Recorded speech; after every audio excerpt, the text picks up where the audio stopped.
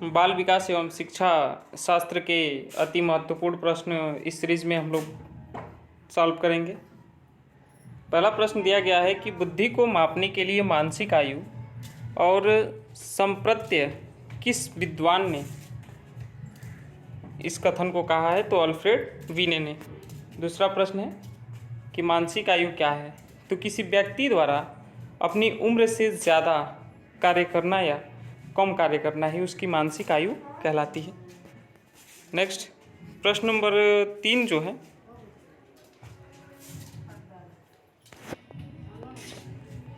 प्रश्न नंबर 3 है कि अल्फ्रेड वीने ने बुद्धि को कितने भागों में बांटा है?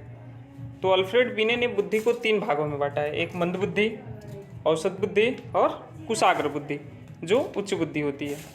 नेक्स्ट प्रश्न नंबर 4 है कि स्टर्न ने बुद्धि लब्धि IQ को कब मापा और कौन सा सूत्र दिया? तो इसका हो जाएगा कि स्टर्न ने 1912 में बुद्धि लब्धि को मापा। ये जो स्टर्न है 1912 में बुद्धि लब्धि को ये मापे थे और इसका जो निम्न सूत्र दिए थे, बुद्धि लब्धि का सूत्र होता है कि मानसिक आयु अपन वास्तविक आयु, यानी IQ equal to mental age upon chronological age. प्रश्न नंबर 5 है कि किस मनोवैज्ञानिक ने बुद्धि लब्धि का संशोधित सूत्र दिया था? तो टर्मन ने बुद्धि लब्धि का संशोधित सूत्र दिया था। जो बुद्धि लब्धि है इसका टर्मन ने सूत्र दिया मानसिक आयु अपन वास्तविक आयु गुणे 100। नेक्स्ट है भाटिया परीक्षण का संबंध किससे है? तो ये है बुद्धि मापन से। नेक्स्ट प्रश्न नंबर अगला 7वां है। 7वां नंबर प्रश्न है कि वेसलर परीक्षण का संबंध किससे है? तो बुद्धि को मापने से। नेक्स्ट 8वां प्रश्न है कि बुद्धि लब्धि को मापने का पहला सूत्र किसने दिया था? तो ये दिए थे स्टर्न। नेक्स्ट स्टर्न ने बुद्धि लब्धि के सूत्र को संशोधित किसने किया था? तो ये है टर्मन ने। अगला है बुद्धि मापने के लिए सर्वप्रथम मनोवैज्ञानिक प्रयोगशाला कहाँ स्थापित की गई? तो ये है 1879 में जर्मनी के सिपजिंग शहर में। नेक्स्ट 11 नंबर प्रश्न है कि बुद्धि का विचलन बुद्धि सिद्धांत किसने दिया था? तो ये है वेसलर महोदय। 1960 में वेसलर महोदय ने बुद्धि का विचलन और बुद्धि सिद्धांत दिया था। नेक्स्ट है कि बुद्धि के परिणामों के आधार पर सामान्य संभावना वक्र किसने प्रस्तुत किया? तो ये है टर्मन ने। नेक्स्ट है प्रश्न नंबर 13।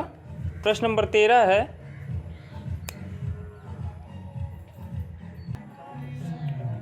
प्रश्न नंबर 13 जो है कि बाल केंद्रित शिक्षा क्या होती है? तो वह शिक्षा जिसके अंतर्गत शिक्षा का केंद्र बिंदु बालक होता है।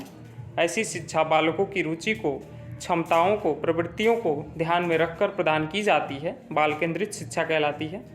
नेक्स्ट प्रश्न नंबर 14 है कि प्रगतिशील शिक्षा के जनक कौन हैं? तो ये हैं जॉन डीवी। नेक्स्ट अगला प्रश्न है प्रश्न नंबर 15 है कि प्रोजेक्ट विधि के जनक कौन हैं? तो किलपैट्रिक और जॉन डीवी दोनों को ही कहा जाता है। नेक्स्ट प्रश्न नंबर 16 है कि प्रगतिशील शिक्षा किस पर आधारित अधिक बल देती है?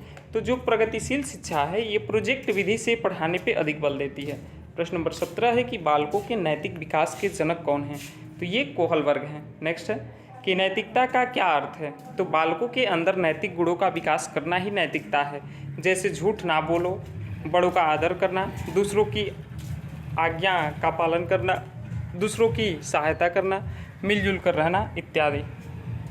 नेक्स्ट अगला प्रश्न नंबर 19 है कि कोहल वर्ग ने नैतिक विकास को कितने चरणों में बांटा है? तो ये जो कोहल वर्ग हैं ये नैतिक विकास को 3 चरणों में बांटे हैं। एक है पूर्व रूपी नैतिकता का स्तर जो 4 से 10 वर्ष है। दूसरा है ये रुचिगत नैतिकता का स्तर 10 से 13 वर्ष है। और तीसरा है उत्तर रुचिगत नैतिकता का स्तर जो 13 से अधिक है। अगला प्रश्न है कि समीपस्थ विकास का सिद्धांत किसने दिया था? तो ये है वाइकोस्की, इसको देने वाले। अगला प्रश्न है वाइगोत्स्की कहाँ के निवासी थे? तो ये हैं रूस के निवासी। अगला प्रश्न है, प्रश्न नंबर 22 है कि संज्ञानात्मक विकास का सिद्धांत कितने विद्वानों ने दिया था? तो 3 वैज्ञानिकों ने दिया था इसको। एक है जीन पियाजे, दूसरे हैं वाइगोत्स्की और तीसरे हैं ब्रूनर। नेक्स्ट प्रश्न नंबर 23 है कि वाइगोत्स्की के संज्ञानात्मक विकास का सिद्धांत को किस और नाम से जाना जाता है? तो ये सामाजिक और सांस्कृतिक सिद्धांत के नाम से जाना जाता है। नेक्स्ट है, वाइगोत्स्की ने बालकों के विकास के लिए कौन सा सिद्धांत दिया था? तो ये है संज्ञानात्मक विकास का सिद्धांत। 25 नंबर प्रश्न है कि वाइगोत्स्की के अनुसार बालकों का संज्ञानात्मक विकास किसके द्वारा संभव है? तो ये है अधिगम के द्वारा। नेक्स्ट प्रश्न नंबर 26 है, शिक्षा का मुख्य उद्देश्य क्या होता है? तो ये है व्यक्ति के व्यक्तित्व का विकास करना। अगला है 27 नंबर की कोई व्यक्ति एक प्रभावकारी तरीके से एक हुनर कैसे सीख सकता है? तो स्वयं कर करके। 28 नंबर प्रश्न है कि शिक्षा को किसी व्यक्ति की अपनी ज़िंदगी बनाने में सक्षम बनाने वाली होनी चाहिए, सभी संबंधियों के लिए महत्वपूर्ण। अगला है, वर्णमाला की पहचान कितने वर्ष की आयु में शुरू होती है? तो ये है 3 वर्ष की आयु में। नेक्स्ट अगला प्रश्न नंबर 30 है कि बच्चे की बुद्धि लब्धि 90 से 110 के मध्य है, यह है सामान्य बुद्धि। अगला है, बच्चे के लिए निःशुल्क एवं अनिवार्य शिक्षा का अधिकार अधिनियम कितने वर्ष के बच्चे के लिए लागू होता है? तो ये 6 से 14 वर्ष की आयु वर्ग के लिए। अगला है, एक शिक्षक को ज्ञान होना चाहिए अपने अध्यापन विषय और बाल मनोविज्ञान का। नेक्स्ट है, एक बच्चे की बुद्धि और विकास के अध्ययन के लिए सर्वाधिक अच्छी विधियाँ कौन सी हैं? विकासीय विधि। नेक्स्ट प्रश्न नंबर 34 है, सहयोगात्मक राजनीति की किस श्रेणी में महिलाएं संबंधित नहीं होती हैं? तो ये है प्रतिरोध। अगला है, यदि एक बच्चे की मानसिक आयु 8 वर्ष है तथा वास्तविक आयु 6 वर्ष है तो उस बच्चे की बुद्धि लब्धि होगी 8/6 × 100 बराबर 133.3।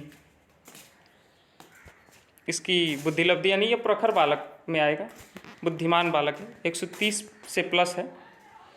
नेक्स्ट है, अगला प्रश्न नंबर 36 है कि विद्यालयी क्षेत्र में रचनात्मक निर्धारकों को जानने के लिए कौन सा उपागम नहीं है? तो ये है बहुविकल्पीय प्रश्न। अगला है 37 नंबर प्रश्न है कि मनोवैज्ञानिक शिक्षा का आधारभूत विज्ञान है, यह किसने कहा है? तो स्किनर ने। नेक्स्ट 38 नंबर प्रश्न है कि आधुनिक मनोविज्ञान का अर्थ है व्यवहार का अध्ययन। अगला प्रश्न है कि हिंदी अक्षरों को बालक किस आयु में पहचानने लगते हैं? तो 5 वर्ष में। नेक्स्ट 40 नंबर प्रश्न है, बुद्धि लब्धि मापने के जन्मदाता कौन है? टर्मन। और एलेक्सिया ये किससे संबंधित है? पठन वैकल्य से, पढ़ने में अक्षमता एलेक्सिया। अगला है कि शिक्षा मनोविज्ञान की उत्पत्ति का वर्ष कौन सा माना जाता है? 1900 वर्ष से। अगला है कि पियाजे की औपचारिक संक्रियात्मक अवस्था किस आयु अवधि तक मानी जाती है? तो ये है 11 से 15 वर्ष तक। नेक्स्ट है, जड़ बुद्धि वाले बालक की बुद्धि लब्धि कितनी होती है? तो 71 से कम। नेक्स्ट है कि गर्भ में बालक को विकसित होने में कितने दिन लगते हैं? 280 दिन। अगला प्रश्न है कि नवजात शिशु का भार होता है 7 पाउंड। अगला है, किस मनोवैज्ञानिक ने अपने 3.5 वर्षीय पुत्र का अध्ययन किया? पेस्टोलॉजी। नेक्स्ट है, विकास की अवस्था है गुणात्मकता। नेक्स्ट अगला प्रश्न है कि बालक का विकास होता है सिर से पैर की तरफ, इसे सेफेलोकार्डल भी बोला जाता है इंग्लिश में। और एक मध्य से बाहर की तरफ होता है तो उसे प्रॉक्सिमो डिस्टल यानी मध्य से केंद्र से बाहर की तरफ। अगला प्रश्न है कि बालक में संस्कारों का प्रारंभ कहाँ से होता है? तो वो परिवार से होता है। अगला है कि बच्चों के बौद्धिक विकास के 4 सुस्पष्ट स्तरों को किस विद्वान द्वारा पहचाना गया था? जीन पियाजे। नेक्स्ट है, बालकों की सोच अमूर्तता की अपेक्षा मूर्त अनुभवों एवं प्रत्ययों से होती है, यह अवस्था कौन सी है? 7 से 12 वर्ष तक। नेक्स्ट अगला प्रश्न है 53 नंबर कि गिलफोर्ड ने अभिसारी चिंतन पद का प्रयोग किसके समान अर्थ में किया? तो ये है सृजनात्मकता। अगला है, व्यवहार में होने वाले अस्थायी परिवर्तन जो अभ्यास के कारण होते हैं उसे कहा जाता है सीखना। नेक्स्ट है कि बच्चों में संज्ञानात्मक समायोजन प्रभावी होता है व्यक्तित्व निर्माण में और कक्षा शिक्षण में और अनुशासन में। नेक्स्ट प्रश्न नंबर 56 है कि बच्चों के संज्ञानात्मक विकास को सबसे अच्छे तरीके से कहाँ परिभाषित किया जा सकता है? तो विद्यालय एवं कक्षा में। नेक्स्ट, माता पिता से वंशजों में स्थानांतरित होने वाले लक्षणों को कहा जाता है आनुवंशिकता। नेक्स्ट है, थार्नडाइक के व्यक्तित्व के वर्गीकरण का आधार क्या है? चिंतन और कल्पना। नेक्स्ट 59 नंबर प्रश्न है कि विकास के किस काल को अत्यधिक दबाव और तनाव का काल कहा जाता है? किशोरावस्था को। ये जो भी प्रश्न है सीटेट के लिए, यूपी टेट के लिए और सुपर टेट के लिए अति महत्वपूर्ण प्रश्न है। कक्षा कक्ष में शिक्षक व विद्यार्थियों के मध्य संप्रेषण होना चाहिए, उद्देश्य केंद्रित। नेक्स्ट है, डिस्ग्राफिया मुख्यतः किस कठिनाई से जुड़ा है? तो लिखने से संबंधित। नेक्स्ट अगला प्रश्न है कि खिलौनों की आयु किस अवस्था को कहा जाता है? तो पूर्व बाल्यावस्था को। नेक्स्ट है, किसी उद्दीपन के निरंतर दिए जाने से व्यवहार में होने वाला अस्थायी परिवर्तन कहलाता है अभ्यस्तता। नेक्स्ट है, छोटे मोटे चौड़े तथा गोल व्यक्ति क्रेस्मर द्वारा किए गए व्यक्तित्व वर्गीकरण के किस श्रेणी में आते हैं? तो ये हैं पिकनिक से किस श्रेणी में। नेक्स्ट है, व्यक्तिक मनोविज्ञान के सिद्धांत के प्रतिपादक हैं एडलर। नेक्स्ट है अगला प्रश्न कि किस विद्वान ने सामाजिक अधिगम सिद्धांत का प्रतिपादन किया था? तो ये हैं वेंडुरा और आल्टर्स ने। नेक्स्ट है, कर्ट लेविन के अनुसार समूह में जो परिवर्तन होते हैं उसे क्या कहते हैं?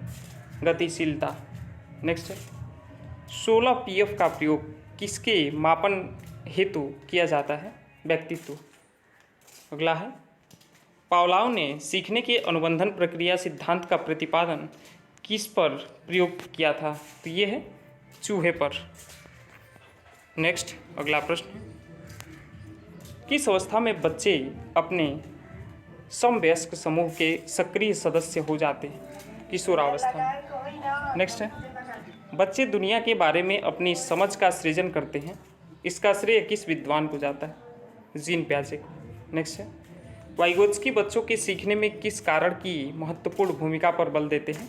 सामाजिक, यानी बच्चा जो है सामाजिक प्रक्रिया से ज़्यादा सीखता है। नेक्स्ट है प्रश्न नंबर 73 कि शिक्षक का बर्ताव कैसा होना चाहिए?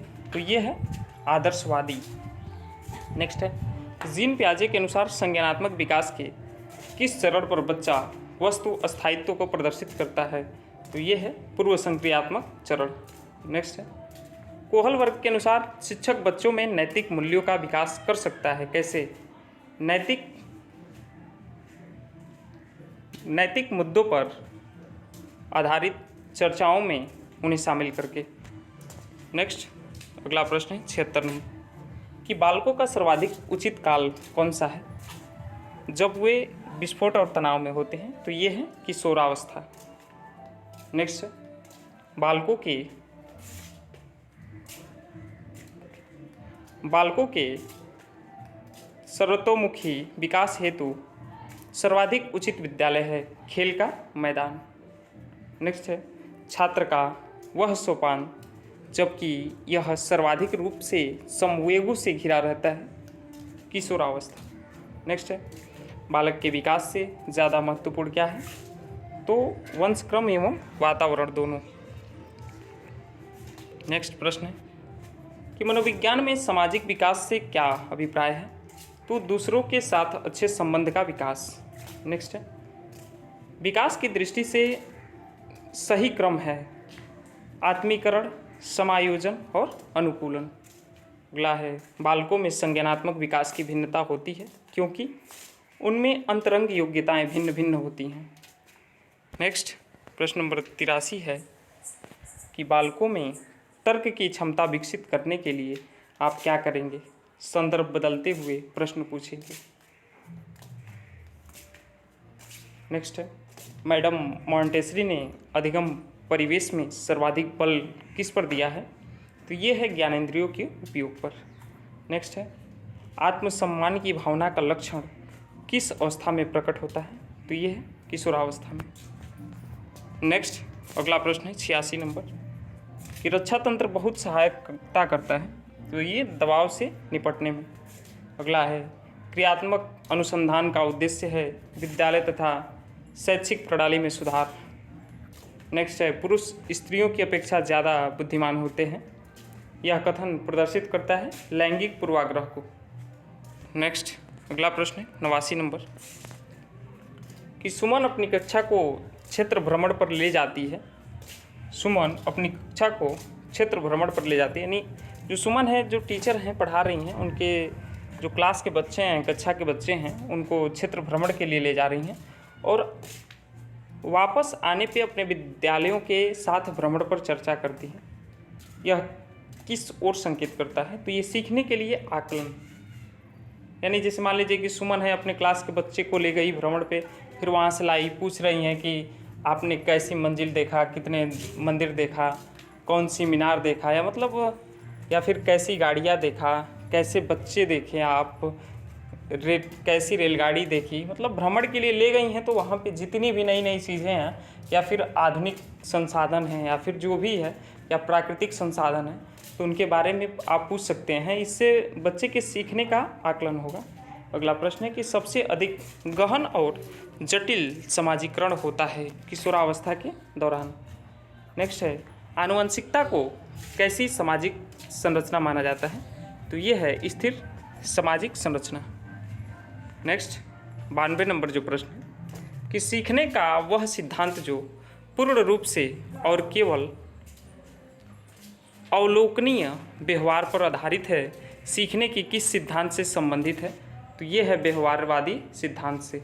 अगला है, अवधारणाओं का विकास मुख्य रूप से किसका हिस्सा है? तो ये है बौद्धिक विकास का। अगला है, व्यक्तिगत विद्यार्थियों एक दूसरे से किस में भिन्न होते हैं? तो विकास की दर में। नेक्स्ट 95 नंबर प्रश्न है कि पियाजे के अनुसार संज्ञानात्मक बाल विकास की कितनी अवस्थाएं हैं? तो जीन पियाजे के अनुसार संज्ञानात्मक 4 अवस्थाएं हैं। एक है इंद्रिय जनित गामक अवस्था यानी सेंसरी मोटर स्टेज, दूसरा है पूर्व संक्रियात्मक अवस्था